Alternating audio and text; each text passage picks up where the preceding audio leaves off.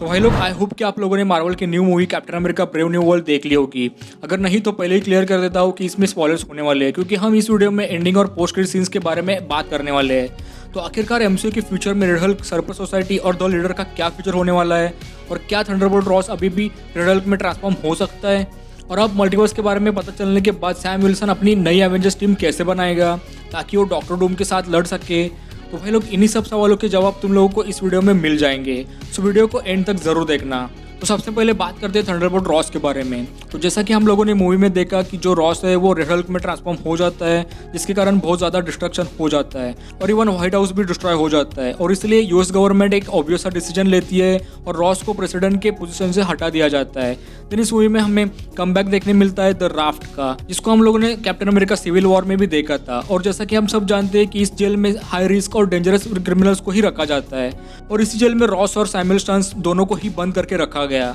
और ये जो सिचुएशन है वो रॉस के लिए बहुत ही ह्यूमिलिटिव सिचुएशन है, क्योंकि एक समय पे रॉस ही इस जेल को चलाता था और अब खुद ही इस जेल में कैद है।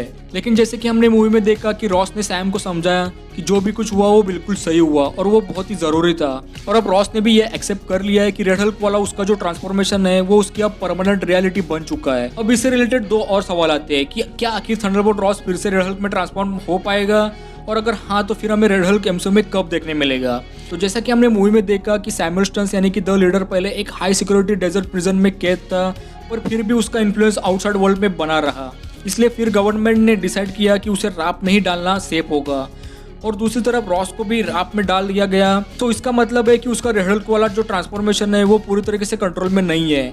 और जैसा कि हमने मूवी में देखा कि द लीडर ने कुछ स्पेशल पिल्स बनाई थी जिस कारण रॉस रेड हल्क में ट्रांसफॉर्म हो जाता है। और रही बात उसके फ्यूचर अपीयरेंस की, तो इन फ्यूचर रेड हल्क में हमें जरूर देखने मिलेगा। अब मार्वल वालों ने चाहा तो वर्ल्ड वॉर हल्क में हमें रेड हल्क देखने मिल सकता है, या फिर वो डायरेक्ट हमें सीक्रेट वॉर्स में ही देखने मिलेगा। इस मूवी में एक और चीज क्लियर हो जाती है कि रॉस के इंसिडेंट के बावजूद भी international treaty for adamantium sign हो चुकी है, यानी कि अब यूएस ऑफिशियली एडमेंटियम का एक्सेस पा चुका है, और इसी वजह से ग्लोबल वॉर होने से भी बच गया है। और इसका एक सीधा सा मतलब है कि अब जो भी कोई नया प्रेसिडेंट बनेगा उसके पास एक बहुत ही बड़ा एडवांटेज होगा। लेकिन अभी के लिए ये मिस्ट्री है कि यूएस का नेक्स्ट प्रेसिडेंट कौन बनेगा। लेकिन एक बात तो पक्की है कि जो भी नया प्रेसिडेंट बनेगा एमसीयू में, उसके पास एमसीयू की पॉलिटिक्स और पावर डायनामिक्स को कंप्लीटली बदलने का चांस होगा। इसके बाद नेक्स्ट सवाल आता है कि आखिरकार द लीडर का क्या हुआ और उसका आगे फ्यूचर में क्या होगा। तो जैसा कि हमने मूवी में देखा कि जो लीडर है उसका प्लान काफी टाइम तक स्मूथली चल रहा था। उसने अमेरिका और जापान के बीच में एक मेजर कॉन्फ्लिक्ट क्रिएट करने की कोशिश की थी, लेकिन कैप्टन अमेरिका और फाल्कन ने मिलकर उसके इस प्लान को फेल कर दिया और दोनों नेशंस के बीच वॉर होने से रोक दिया गया। देन इस फेलर के बाद लीडर ने अपनी अगली चाल चली और उसने रॉस को इतना ज्यादा पुश किया कि वो पब्लिकली रेड हल्क में ट्रांसफॉर्म हो जाए। और यहाँ पर जो उसका प्लान था रेड हल्क को पब्लिकली एक्सपोज करना, वो तो सक्सेसफुल हो चुका था, लेकिन फिर एक बार कैप्टन अमेरिका ने इंटरफेयर करके रेड हल्क को भी रोक दिया। जिसके बाद हम लोगों ने देखा कि अथॉरिटीज ने सैमुअल स्टन्स यानी कि द लीडर को अरेस्ट कर लिया और राफ्ट में भेज दिया गया। लेकिन अब यहाँ एक सवाल आता है कि क्या हम लोगों को द लीडर एमसीयू के फ्यूचर में देखने मिलेगा कि नहीं। तो इसका जवाब है हाँ, और इसका जवाब हमें देखने मिलता है मूवी के पोस्ट क्रेडिट सीन में।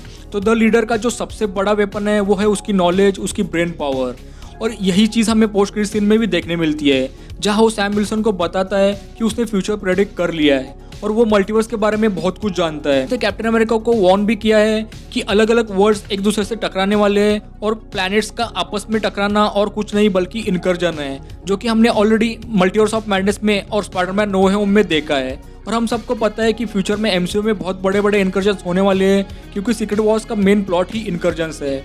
अब क्योंकि इतने बड़े बड़े थ्रेट्स आने वाले हैं तो डेफिनेटली हमें एवेंजर्स की जरूरत तो पड़ेगी, और इसलिए अब कैप्टन अमेरिका निकलेगा अपनी एक नई एवेंजर्स टीम बनाने।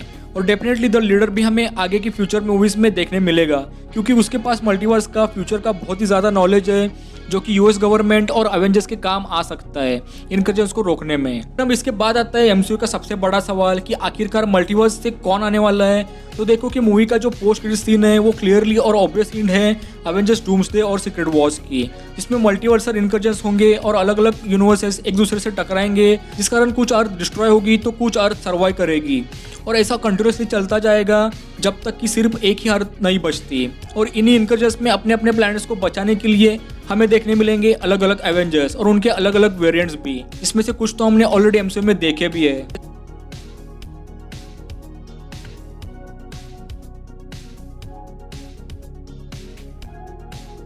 देन एक और अर्थ हमने एमसीयू में देखा है, अर्थ 1005 जिसमें एक्समैन रहते हैं, यानी कि जो हमने डेडपुल और वुल्वरीन में देखा था। इसके बाद हमें एक और अल्टरनेटिव यूनिवर्स देखने मिलने वाला है fantastic four first steps movie में, और इसमें जो मोस्ट प्रोबेबली सीक्रेट वॉर्स और डूम्सडे का जो मेन विलन होने वाला है यानी कि डॉक्टर डूम, वो भी इसी यूनिवर्स से बिलोंग करेगा। देन एक और सवाल आता है कि साइड वंडर और सर्पेंट सोसाइटी का क्या होगा। तो मूवी में हम लोगों ने देखा कि द लीडर ने कैप्टन अमेरिका और प्रेसिडेंट रॉस को ट्रैप करने के लिए साइड वंडर को हायर किया था, लेकिन मूवी में कैप्टन अमेरिका ने साइड वंडर को 2 बार हराया था। इसके बाद कैप्टन अमेरिका ने साइड वंडर को एक प्राइवेट हाई सिक्योरिटी बेस में डाल दिया था। इसके बाद हमने मूवी में देखा कि जो साइड वंडर है वो द लीडर के सारे सीक्रेट्स बताने के लिए रेडी हो जाता है, लेकिन इसके बदले वो चाहता है इम्यूनिटी, लेकिन इसके लिए कैप्टन अमेरिका साफ मना कर देता है। जिसके बाद हम देखते हैं कि साइड वंडर को एलन वुड जेल में भेज दिया जाता है, लेकिन जाते जाते वो ये कहता है कि एक ना एक दिन मैं यहाँ से भाग जाऊंगा। डेफिनेटली ये हो सकता है कि इन फ्यूचर साइड वंडर और सर्पेंट सोसाइटी हमें देखने मिलेंगे। तो भाई लोग, ये थी Captain America Brave New World की एंडिंग और post credit scene explain video. तो आई होप कि आपको वीडियो अच्छी लगी होगी। अगर हाँ तो वीडियो को लाइक एंड शेयर करना, और अगर मैंने कुछ मिस किया है तो कमेंट करके जरूर बताना, और अगर चैनल पर नए हो तो चैनल को सब्सक्राइब करके जाना। चलिए मैं मिलता हूँ ऐसे किसी नेक्स्ट वीडियो में। Till then take care and bye bye.